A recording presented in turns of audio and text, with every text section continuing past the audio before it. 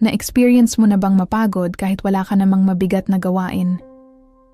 Yung isang ordinaryong umaga lang, nakatayo ka sa kusina, may hawak na tasa ng kape, pero ang isip mo parang umiikot ng paulit-ulit sa mga iniisip. Sapat ba ako? Tama ba ang ginawa ko? Okay ba ako sa kanila? Hindi mo alam kung saan galing ngayong pagod, pero ramdam mong parang may hinahabol kang hindi mo mahuli. Totoo yan kasi minsan, hindi katawan natin ang pagod, kundi puso natin. Kapag approval na ang sukatan ng kapayapaan, hindi natin sinasadya, pero minsan napapalitan ang sukatan ng kapayapaan natin. Dati, kontento ka basta alam mong ginagawa mo ang tama. Pero habang tumatagal, napapansin mong ang kapayapaan mo nakadepende na sa kung ano ang sinasabi ng ibang tao. Kapag may nag-praise, parang gumagaan ang loob mo. Pero kapag walang pumansin, biglang nagdududa ka sa sarili mo. At minsan, hindi lang ito sa trabaho o sa social media.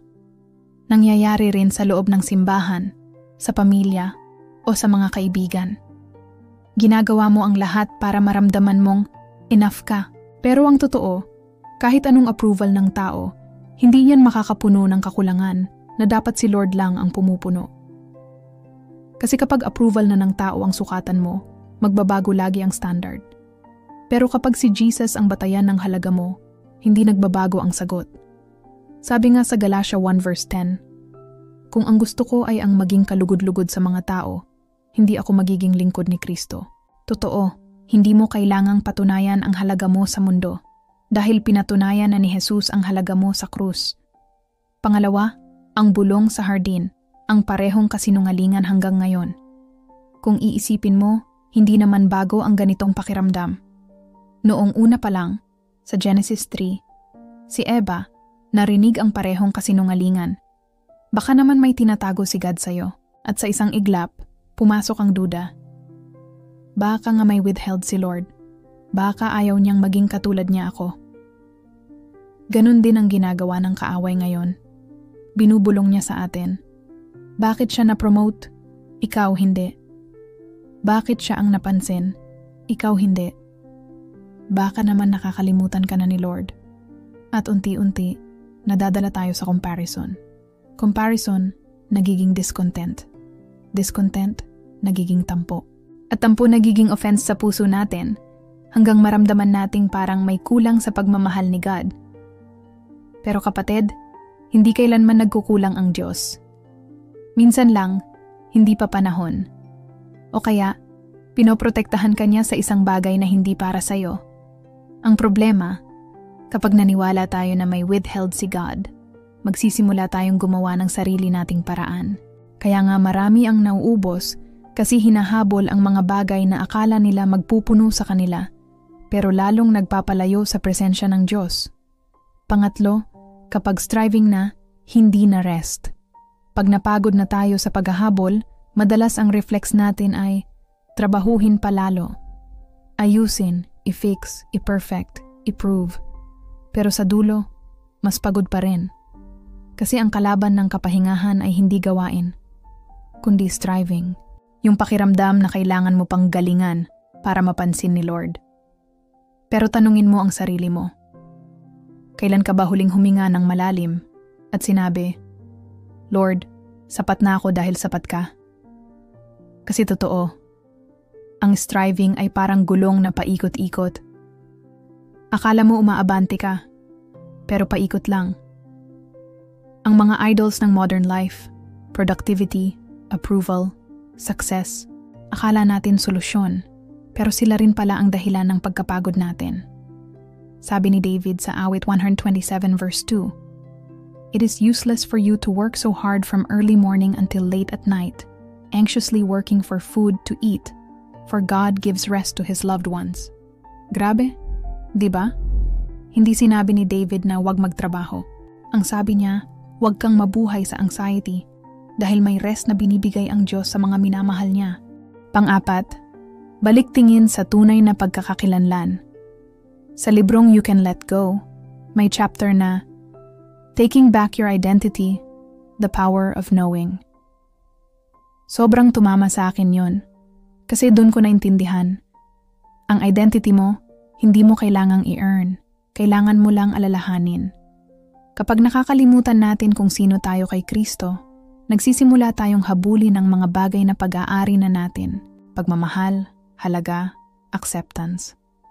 Pero kapag naaalala mong si Kristo ang nasa iyo, na ang kanyang pagmamahal ang nagde-define ng enough mo, unti-unti, nawawala ang pressure. Hindi mo kailangang patunayan. Hindi mo kailangang makipagkumpetensya. Ang identity mo ay hindi nakabase sa trabaho, sa relasyon, sa posisyon, o sa past mo. Ang identity mo ay nakabase sa krus, kung saan sinabi ni Jesus, "It is finished." Tapos na. Ibig sabihin, hindi mo kailangang magpatuloy sa cycle ng proving. Kasi sa mata niya, sapat ka na. Kapag bumalik ka sa identity mo kay Kristo, mararanasan mo yung peace na hindi dependent sa performance mo, kundi sa presensya niya. At doon, makakahanap ka ng tunay na pahinga. Panglima, ang paanyaya ni Jesus. Hindi try harder, kundi come closer. Sabi ni Jesus sa Matthew 11 verse 28, "Lumapit kayo sa akin, kayong lahat na pagod at labis na nahihirapan, at kayo'y bibigyan ko ng kapahingahan." Hindi sinabi niya, "Pagbutihin mo muna bago ka lumapit." Ang sabi niya, "Lumapit ka muna, at ako ang magbibigay sa iyo ng rest." Napakaganda, di ba? Kasi sa mundo, ang laging sinasabi ay do more. Pero kay Jesus, ang sinasabi niya ay come more. Hindi para gumawa ka, kundi para manahimik at magpahinga sa presensya niya. Kapag pagod ka na sa pagpe-perform, sa pagpapatunay, sa pagsubok na maging sapat, tandaan mo, hindi ka kailangang mag-earn ng pagmamahal na ibinigay na niya.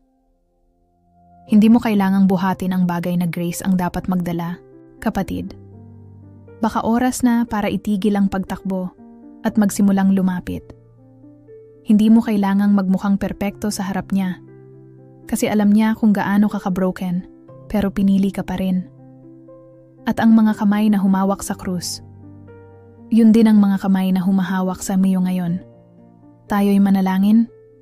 Panginoon, salamat dahil hindi mo kami hinuhusgahan base sa performance namin, kundi minamahal mo kami base sa kung sino kami sa iyo. Salamat sa paanyaya mong magpahinga sa presensya mo, hindi para magpursige, kundi para lumapit. Patawarin mo kami kung minsan mas pinili naming patunayan ang sarili namin kaysa magtiwala sa pag-ibig mo. Tinanggap namin ang pressure, pero nakalimutan namin ang kapayapaan. Ngayon, ibinabalik namin sa iyo ang lahat ng bigat, ang takot, ang insecurity, ang comparison, at ang offense. Tulungan mo kaming maalala araw-araw. Hindi namin kailangang hanapin sa mundo ang halagang ibinigay mo na sa krus. Punuan mo ang mga puso naming pagod na at turuan mo kaming manahimik sa gitna ng ingay ng mundo. Salamat, Jesus, dahil hindi mo kami hinold out. Hinawakan mo kami.